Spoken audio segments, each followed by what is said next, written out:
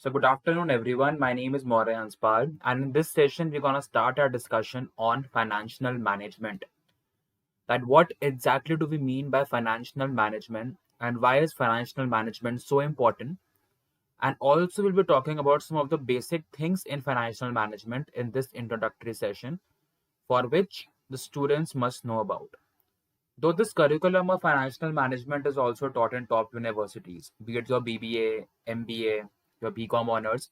So like in all these curriculums also in like any of the colleges, be it your tier 1 college, tier 2 college, tier 3 college or whatsoever, this curriculum of financial management is taught to students. But the thing is that people do not pay much heed to this curriculum of financial management. Because in financial management, what exactly do we learn? We learn about the few basic concepts and basically the crux of what we're gonna learn in future. Like for example, if anyone wants to build a career in MBA in finance and later on build a career in core finance, so that person must have knowledge about financial management because financial management is a curriculum which forms the crux or the basis for any course in finance. You might think that financial management is not important and we want to pursue a career in finance. So we can go to take up some courses or some electives in MBA, maybe for the purpose of like investment banking or financial statement analysis or financial derivatives. So all these kinds of complex curriculums or kind of electives are available, which sound quite interesting by their names also. And in the first and second semester, like when we are taught the financial management, we do not pay much heed to this subject, and we think that in the subsequent semesters, be it the SEM 3, SEM 4, SEM 5, or SEM 6 in colleges, like we'll be taking up the financial subjects curriculum or electives, and like we'll be doing well. And when the students start to doing that curriculum, at that point they realize that it would have been better if they would have done this curriculum in the first and second semester because ultimately it forms your basics and it is derived from your basics only. तो basics जब तक clear नहीं होंगे financial management की कि भाई है क्या फाइनेंशियल मैनेजमेंट, तो बाकी advance electives you can't even do it, and that is the major problem which the students face here as well. Okay, so one thing that you need to know about all the concepts of finance, be it you do like investment banking, you do like risk and return analysis, you study about the dividend policies, like you study about the capital structure theories, you talk about the mergers and acquisitions, we talk about the leverage buyout models. Everything has been derived indirectly or directly from the financial management subject. And that is why financial management is something very basic. It is at the crux of everything, at the bottom line of everything. So once this curriculum of financial management is clear to you, you'll be able to take up any elective, and at least your basics would be cleared for that. Because until and unless your basics are not cleared, you cannot talk about the top financial or advanced financial concepts, and that you need to understand in a very clear and crisp manner, right? So talking about financial management, so what do we mean by financial management? So as the name suggests, it means managing your finances. Financial management, managing your finances. So one of the things that we need to know, which is also the biggest drawback of the Indian education system as well, when we are taught the subject of financial management in your colleges and all, we just talk about the companies or the corporates, and there is no discussion made about personal finances.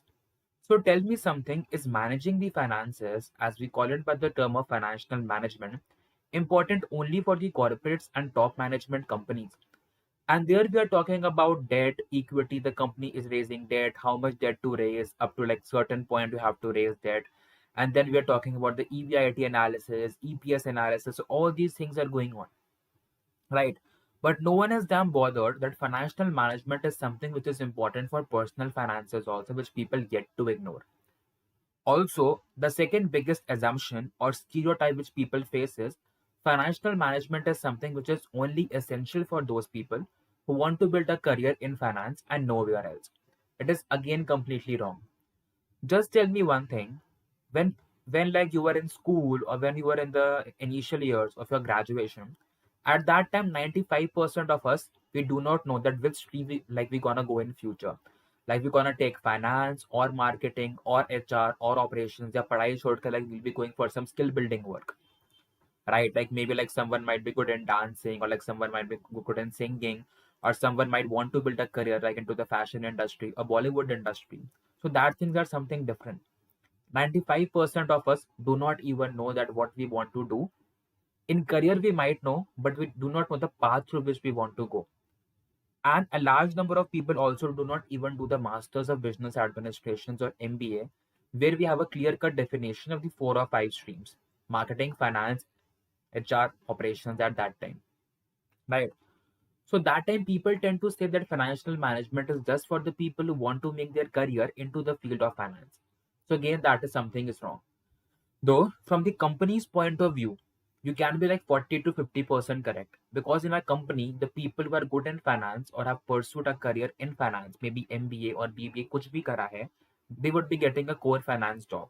Okay, but but when we talk about personal finances, then be it a person who is pursuing marketing, be it a person who is pursuing human resource management, HR, be it a person who is pursuing like marketing, HR, operations, or digital marketing, or any of the streams, statistics, analytics, hospital management, जो भी कर रहे हो.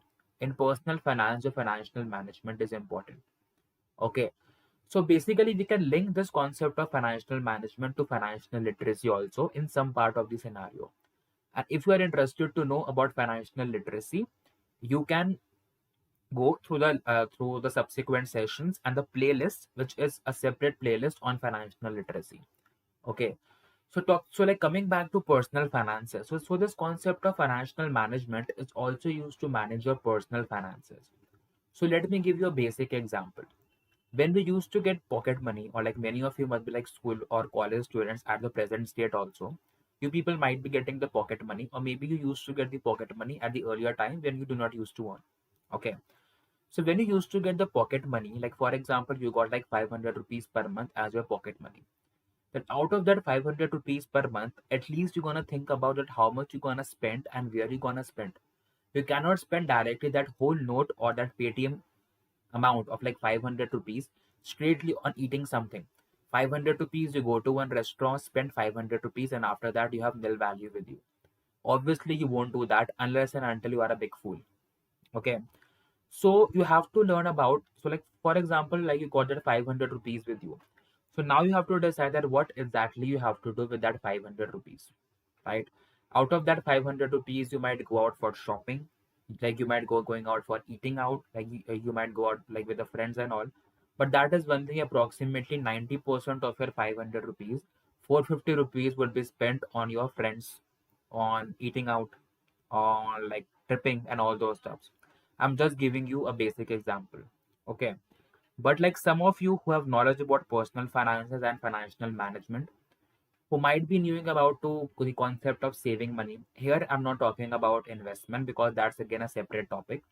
For all of those who must have a certain knowledge about savings, a large number of people might save at least 50 rupees from your 500 rupees, because ultimately you know that in the next month you'll be again be getting like 500 rupees from your parents, and 50 rupees will be for the previous month. And now in this present month, like, you'll be having 500 rupees like presently which your family gave it to you, and 50 rupees that you saved from the previous month. 550 rupees you have for this month. So just assume you save like 50 rupees in the second month only. So 100 rupees the total hui gaya. So this 100 rupees you have plus the 500 rupees you got in the initial, like in the new year. So you have 600 rupees, 500 for new and 50 for the previous year saved, previous month saved, and 50 for the previous month saved. Okay. So the greater the amount you save, the more amount that you have. And one thing that is quite uh, familiar with I am with people, like for example, if out of that 500 rupees you save 50 rupees, okay, and like 450 rupees you spend, so in the next month you'll again be asking for whole 500 rupees. You won't be asking for 450 rupees because everyone is very clever. And if our parents also ask us कि कितने खर्चा हुआ, and if we say them that 450 rupees खर्चा हुआ, तो they'll give 450 rupees खर्चा हुआ and 50 बच गए, then they will give us 450 rupees only, and that we know very clearly. Okay, so at the present scenario, at the present generation, it's quite clear that no one is honest. And 50 rupees, if simply you are saving, that will just demand 500 rupees only more. Okay, so that is the scenario. So when you are getting that pocket money, or like you are getting money from any of the sources of finance, like be it like you are working in a corporate, and like you are getting your salary for the services that you are providing, again in that case you have a salary and you have to allocate that salary. how to allocate that salary and how much to allocate that salary. So that would be again a task that you have to take into consideration, because ultimately, like for example, like you get like 50,000 rupees salary per month. So now you're getting that 50,000 rupees. So now you have to bifurcate and allocate that 50,000 rupees. That how you gonna spend. You cannot just go to Taj Hotel or like any of the top restaurant and like spend like 50,000 rupees in 2 days, eat the costliest and costliest of items with no food and less quantity. No. Out of that 50,000 rupees, exactly you have to see that how much you have to spend on your rent. Like maybe like you might be living on like in some other state, and like you might have to pay some rent. Even it can happen that you are paying like the rent for yourself also. Okay, so like these things can also happen. There might be some traveling expenses, there might be some grocery, like you might be paying some EMI, like you might have taken some education loan, car loan, home loans. So for that purpose also, like you have to pay the loan amount, right? So these things also like you have to do. So again, if that 50,000 rupees you have got, you cannot just directly spend that 50,000 rupees blindly. You have to take into consideration a large number of factors before spending that 50,000 rupees, right? So salary mein like you are managing. Again, everyone takes a life insurance policy. It does not mean that a person who is like into the field of finance will always take a life insurance policy, and the other people who are not into the field of finance will not take a life insurance policy. Here I'm talking about an average middle class family, because they have to take life insurance. You are not Tatas or Ambanis that you need not take the life insurance. And like if someone happens to any one of them, okay, yeah, like you have billions and billions of dollars in your bank account. Okay, so that is something the excessive scenario, but I'm talking about as a layman term, because it is much better to talk to you as a layman term rather than like blabbering about things and talking about a lot of unnecessary stuff. Okay. So ultimately, these things you have to take into consideration while you are doing all this. For example, how much salary that you have got and how much you have to allocate on all these scenarios. And again, out of that salary of like 50,000 rupees, you have to save also, and that thing you have to do. And some people also channelize their savings to investments. Not some. After this COVID-19 pandemic, people have realized that they need to have a secondary source of income, either through a side business or through an investment, between equity or bonds or the fixed instruments that can give them a fixed rate of interest, at least a fixed rate of interest for a longer period of time. And equity to hey, like for the purpose of taking more risk and more return. So they have got to realize that they need a secondary source of income, because people say that how much savings or how much liquid cash like you must have, either in the form of cash or in your savings account. They say six times of your monthly salary. Okay, like for example, if you're having like 50,000 rupees per month, at least 3 lakh rupees, that is 6 into 50,000, you must have as a liquid. Okay, but we everyone know that it's quite difficult to have like 3 lakh rupees, and 3 lakh rupees take a long time to accumulate. You cannot just take a loan from any of the banks outside and say मतलब कि 2,50,000 rupees हमको दे दो, and like we'll be keeping it like with ourselves, and like we'll be like repaying off the loan. No, that takes a sufficient amount of time. Okay, so even in this COVID-19 pandemic, people realize that this 6 times का rule, जो 6 times का rule है कि अगर आपकी salary amount का आपको 6 times आपके पास होने चाहिए, even that fell short, because people were jobless for more than 1 year or 1.5 years. They had incurred a huge amount of expenses on the COVID, and all like more than 1 lakh or 2 lakh expenses were being incurred on COVID. People had lost their loved ones, and also that people not once, people suffer from COVID twice and thrice, because like 3 waves we had consistently, right? So all these savings were gone. So that you need to understand at the present scenario is this 6 times rule, like which has been running from the past 100 years or 200 years. कि salary का तुम 6 times कर दो, and that person like you people should have as your savings. Does it really work in the present day scenario, or you must have some extra savings through a side business or through the investment opportunities? Be it FDs only, be it your bonds, be it equities, at least you are investing something. Okay, so that thing you need to take care of. Ab, coming back to the topic of financial management, so see the one thing that you need to know, like if someone asks you that what do you mean by financial management, so you need to give a simple answer that by financial management we mean the method of managing your finances, and that's it. Be it your corporate finance, that is a company managing their sources of finance, be it your equity or debt, or you managing your own personal finances. So financial management can be done in any of the scenarios, be it from the company's point of view or your personal point of view. Okay, so these things can be taken into consideration as well. So when we come back to this topic of financial management, let me erase all this.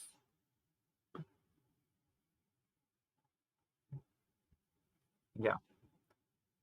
If someone asks you, what are the two most important objectives of financial management? What are the two most important objectives of financial management from the company's point of view and not from your point of view? Okay, from the company's point of view. So it has two major goals or objectives. Financial management has a two major goals and objectives. One is a profit maximization,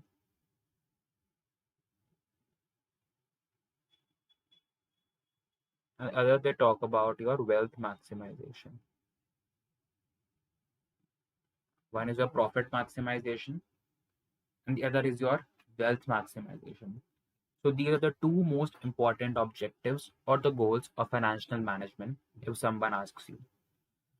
So now we'll try to understand that what is the difference between the profit maximization concept and the wealth maximization concept.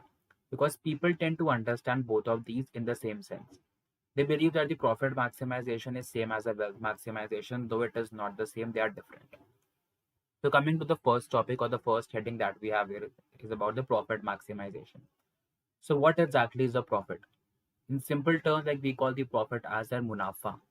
And when we can have that profit, we can have the profit when our income is more than our expenses. Because for all of those who have knowledge about the profit and loss statement of a company, or even if you do not have knowledge about the income statement of the company, keeping your own scenario as well as personal finances. If your monthly expenses are less than your income, won't you have such savings with you? And ultimately, that savings is your profit that you would be like going for FDs or bonds or equities, like investing in the stock market or whatsoever as per your desire, right? So when we talk about the profit maximization principle, it means your firm must emphasize on maximization of the profit because ultimately the firm has a goal of maximization of the profit. And how can the firm maximize the profit? The firm can maximize the profit by increasing the revenues and decreasing the expenses. The firm has to optimize the cost or like minimize the cost and maximize their revenue. And in this way, the firm can make the maximum profit. And that is the scenario which the company desires for. Though in the short term, like when the company has just started, or like presently, like in these companies, we can say that the present is startup companies, or as we like popularly call them as the tech platforms or the platform companies. These companies are the loss-making companies. And why these companies are the loss-making companies? Because ultimately they have just started, and the initial amount that they get from anywhere, like be it from the public or the venture capitalist or private equity firms, that is basically used for their investment expenditures or capital expenditures, or popularly as we call it as the capex. So like because of that, there is no kind of like cash left with the company, and there is no profitability also because a large amount is being made or invested into the capital expenditure on the asset side of the balance sheet, and also a huge amount is being done on the expenses also. Okay, because in the initial period of time, like what basically happens, like in a startup, your capital expenditure is a lot and your depreciation is less, because ultimately you have purchased the assets and the depreciation will be almost like negligible in the initial years. But as the company starts to grow and the company becomes mature, at that point of time the depreciation is more and the capital expenditure is less.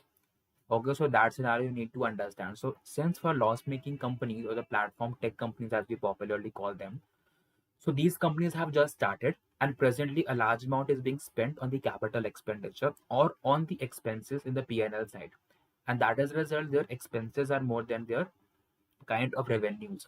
And that is where the company is having losses. But one thing for these loss-making companies, you also need to see the sales must be more. Their other income, their other sources of revenue, or other types of sales, like they might be less. But their main sales must be good because ultimately these startup companies get recognized on the basis of their sales only. If a business or these startup companies or any of the companies like they do like sales नहीं है उनके पास, ठीक है, like they're not having sales, they do not have sales, in that scenario like it's not a business. So ultimately, you need to have sales, and sales is a kind of a metric like which is being used by the top investment bankers and financial analysts also in valuing these companies. So that is again a separate topics. I won't be confusing that because this session is meant for the layman people. Correct, be it any stream you are here for. So we're talking about the profit maximization. In order to maximize your profit, your revenues must be more than your expenses. And if your revenues are more than your expenses, you'll make a profit. And in the case of vice versa, in which your expenses are more than your revenue, that you will incur a loss. But that loss must be justified. Okay, so that is the scenario, and that is we call as the profit maximization principle. The second principle we call it as the wealth maximization principle. In wealth maximization principle, you have two concepts. One is your capital appreciation, very important. In wealth maximization, one is your capital appreciation, and the second is your dividend payments. One is your capital appreciation, and the second is your dividend payment. So I'll just erase all this, and like we'll be talking about the wealth maximization now to have some more space.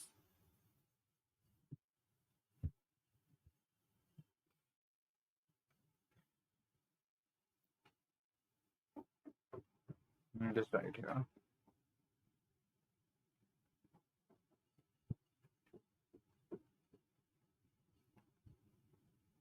Wealth maximization. Now here you have your capital appreciation and dividend. Both of them are different. People tend to synonymize both of them, but that is something wrong. So what do you mean by capital appreciation? So just assume you bought a share of a company for 100 rupees. Company A का तुमने share खरीदा 100 rupees. Now if you have bought the share for 100 rupees, would you want the price of the share to rise or the price of the share to fall? Obviously, if you have bought the share, you want some profit on that. तुम चाहते हो कि share price बढ़े, तो तुम share price गिरने के लिए तो शेयर नहीं खरीदोगे. Basic common sense. So if you want, not if you want, we always want the share price to rise. So for example, if from 100 rupees, the share price rises to like 150 rupees or 200 rupees, so it means 50 rupees ka is the capital appreciation, or 100 rupees ka is the capital appreciation. It is not dividend. Okay, dividend is different from capital appreciation, and that I will talk about. Okay, so capital appreciation is nothing but the increase in the price of the shares. And अगर price of the share decrease हो रहा है, तो that's a capital depreciation or capital reduction or similar loss to you. Okay, so why the share price rises? It can rise on the basis of the market conditions. If the company is doing well, if the profits of the company is high, the company has cash flows, the company is fundamentally strong, the management commentary is good, the auditor's report is good, the company has good corporate news, some good projects, expansion, diversification plans in future. So obviously on the basis of both the microeconomic and macroeconomic conditions, the price of the shares would rise. Okay, so that is the concept of capital appreciation. The second thing you have here is dividend, and dividend is different from capital appreciation. What do we mean by dividend? If, for example, the company has made some profits in one particular year and the company has good cash flows, so over and above the capital appreciation, the company can give you dividend. So, dividend is nothing but the extra amount out of the profits or either the cash flows that the company wishes to give to its shareholders. And the people who have shares of the company, they would be entitled to dividend. Those who are not having the shares of the company, they won't be given the dividend. Okay, so dividend is simply an extra amount like which is being given by the company out of the extra profits or cash flows that the company has. Okay, like for example, the company say that I would be giving a 10% dividend. Okay, so this 10% dividend would always be paid on the face value and not the current market price of the share. Like for example, if I purchase the share at 100 rupees and the current price of the share is 200 rupees, अभी share को बेचा नहीं है मैंने, मेरे पास ही है. So this 10% it won't be paid on 200 rupees. This 10% won't be paid on 100 rupees also. It would just be paid at the face value or the par value, the initial value at which the share came in the market. The first face value basically or the first par value. अब हो सकता है कि 10 rupees का हो, तो वो 10 rupees of 10, that is just 1 rupee the person will get per share. Okay, अगर 2 rupees, अगर दो shares हैं तो 2 rupees मिल जाएगा and so on. Okay, and one more thing you need to understand face value, because still people are confused about कि dividend face value पर मिलता है या current market price पे मिलता है. You always get the dividend at the face value. Okay, the second scenario is, does the company always declare dividend? No, not all companies declare dividend. Some companies declare dividend like whenever they want to. The second scenario is some companies never declare a dividend. And the third scenario is some companies follow a policy of stable dividend कि हमें dividend देना ही देना है. Okay, The second question people ask about is dividend paid only when the company has profitability, right? No. The company can also pay dividend if the company has losses. And that is why I stressed upon the point of company having good profits and cash flows, right? Because if the company has cash flows or if the company has some amount in the general reserve also, which the company thinks like it won't be using for expansion diversification plans, in that case the company can give up that amount as dividend also. So it is not always that a profit making company would be giving dividend. Even a loss making company can also give dividend. Okay, and that is the very important scenario that you need to understand and learn about. Okay, so the dividend are not always paid from the profits. Ultimately, they're paid from the cash flows of the company or the general reserves of the company, like which can be used for any of the purposes. Okay. Now the question comes into play that how much dividend to be paid. Okay, now this is a matter of concern because ultimately जब company को profits होते हैं, the one part goes towards dividend and the other part goes towards your RE, the retained earnings. So people tend to conflict among the two. Like for example, if the company is giving the whole amount as retained earnings and giving zero as dividend, in that case, it's justified only if the company is using the whole of retained earnings for expansion, diversification, and good projects that will give a future return to the company. But if the company has just kept the amount with itself, an idle amount, it would indicate a kind of negative sentiment for the people, and people might start selling the stocks of the company. And they also might be dissatisfied. So ultimately, the price of the share will also come down. In the other scenario, if the company is giving 100% as dividend, it might indicate that the company has no future projects or no kind of investment opportunities for future. And might be the company might not do well in the future and the company might go down or go into the process of liquidation and सबको पैसा देके company भाग रही है. So this can also be a signal in the market. So that's why 100% dividend is also not good, and 100% the retained earnings with no justification is also not good. Then how much should have? People say to have an optimal combination, and 1:1 is not always an optimal combination. You can have the optimal combination as 60-40, 60 dividend, 40 retained earnings, or 40 dividend or 60 retained earnings. But that completely depends upon the company's discretion and its prospects. We as investors, we as laymen or we as tutors, we cannot say anyone की company को 20% dividend देना है and 80% the company has to keep as the retained earnings. It completely depends upon the company's projects, future prospects, and analysis, which is done by their own financial analyst and company's management. So that you need to understand. Okay, so that's all for today. I'll soon see you like in the